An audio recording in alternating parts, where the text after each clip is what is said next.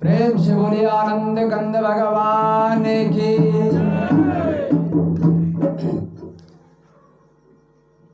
जब कुरुक्षेत्र में पांडव और कौरव के बीच भीषण युद्ध चल रही थी और युद्ध का जब समाप्त हो गया, उसके बाद महाराज युधिष्ठिर ने अश्वमेध यज्ञ का आयोजन किया और उस अश्वमेध यज्ञ में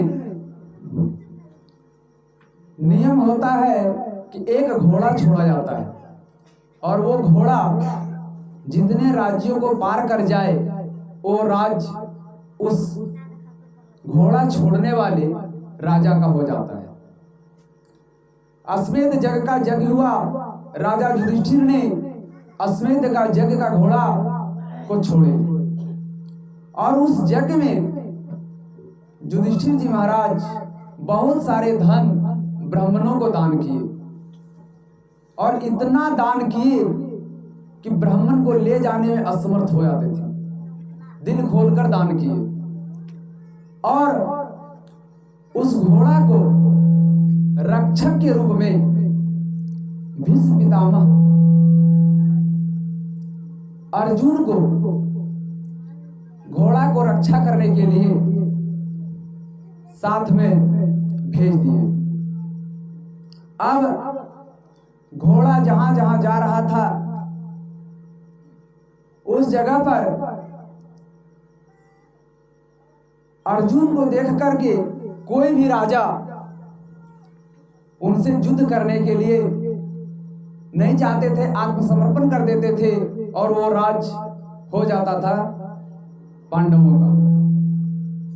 कुछ काल समय व्यतीत हुआ, रत्नापुर नाम का ग्राम में पहुंच करके उस घोड़े को एक बालक ने पकड़ लिया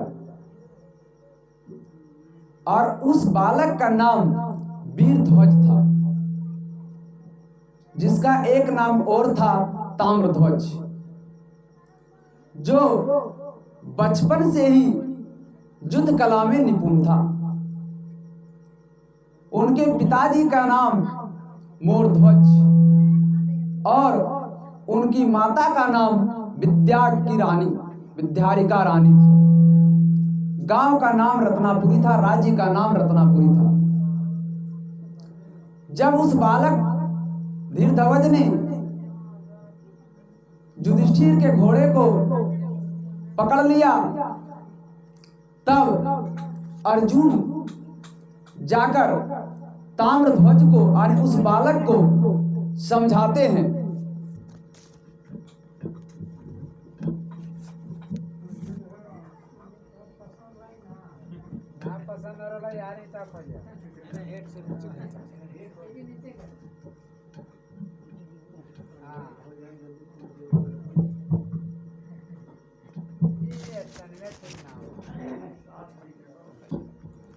तो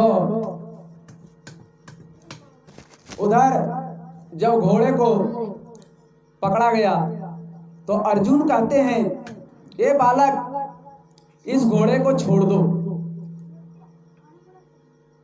बालक कहता है, क्यों?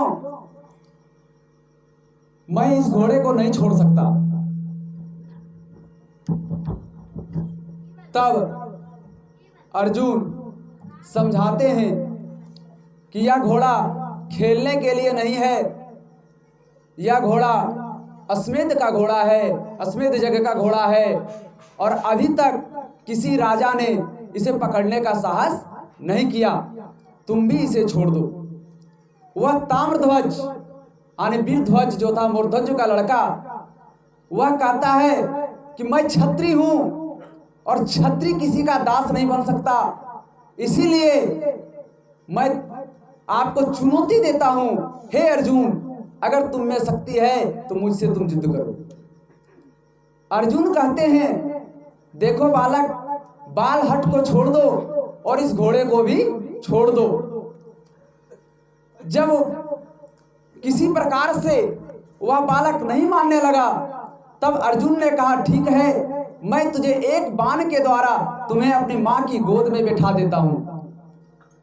तुम यहां से उठकर अपनी माँ के गोद में चला जाके बैठ जाओगे, सुरक्षित पहुंचा देता हूं। ताम्रध्वज भी युद्ध कला में निपुण था, उसने धनुष बाण निकाला और अर्जुन ने भी धनुष बाण निकाला और अर्जुन ने एक बाण मारा तो ताम्रध्वज ने अर्जुन के बाण को काटते हुए उनके सारथी को मूर्छित कर दिया। और सारथी के मूर्छित हो जाने पर अर्जुन ने फिर बाण निकाला और दूसरा बाण जो ही चलाना चाहा, उस ताम्रध्वज ने एक बाण मार करके अर्जुन को मूर्छित कर दिया। प्रेम से बोले आनंद कंद भगवान की। उधर जब अर्जुन मूर्छित हो गए तो उस ताम्रध्वज ने उस घोड़े को खूब बढ़िया खेलते हुए अपने राज्य रतनपुर नामक गांव में ले गए, राज्य में ले गए और पूरे राज्य के लोगों ने उनका स्वागत किया। उधर जब अर्जुन की मूर्छा टूटी तब अर्जुन कहते हैं कृष्ण से, हे केशव, हे कृष्ण, इसमें तुम्हारी कोई चाल थी।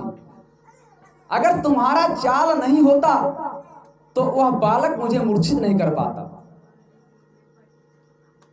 तब भगवान कहते हैं, इसमें मेरा कोई चाल नहीं है, वह सच में वीर है और वीर रहने के कारण उसके पिताजी जो हैं, मूर्धज जो हैं, उनके कनकन में भगवान बसता है।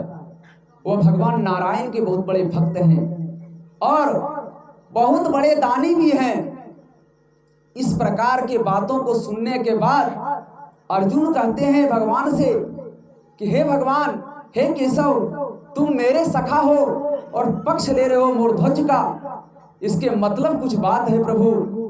बोला, नहीं अर्जुन, मैं सच कह रहा हूं। अगर तुम्हें विश्वास नहीं हो तो चलो इसका परीक्षा ले लिया जाए। उसी समय भगवान ने एक साधु का वेश बनाया और एक ब्राह्मण को साथ में ले लिया और अर्जुन को एक सिंह बना दिए और वहां से पैदल चल दिए। कहां पर? मूर्धज के राज्य में, रतनपुर नामक राज्य में।